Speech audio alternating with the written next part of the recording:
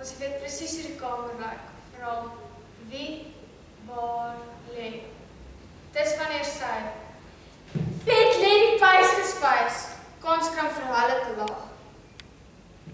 Snaaks, sy tel haar flitslig op. Haar maag grom, sy is honger. Die koshuismoeder het gedink is 'n goeie idee om haar te laat die eet. Haar nog aangeroep om alleen met jou te praat, die arme dier. Sy het maar net ja en amen op alles. Colette kry maklik die ruimende creams wat sy weggesteek het vanmiddag.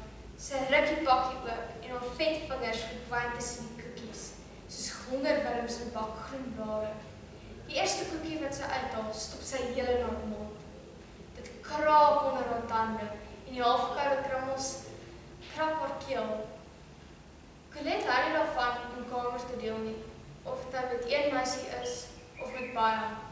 Vir altyd of hulle dink hulle is beter as sy. Maar dis in die dag. In die nag, dan is dit Peter, dan is dit haar beurt. Nog 'n koekie, verdwyn in haar mond. Colette begin onder, by Margaret se voete met die flitslig. Sy skyf die ligstraal op, maar toe sy by Margaret se gesig kom, draai sy haar om. Iets het in haar lakbuik afgegaan en bly vassit. Dit bang om geluid te maak. Wat as hulle agterkom en die koshuismoeder vertel? Smoor sy die moes tot 'n roggel. So het haar die volgende oggend gekry. Onder die komberse, die flitse lig, net nog 'n flou spikkeltjie.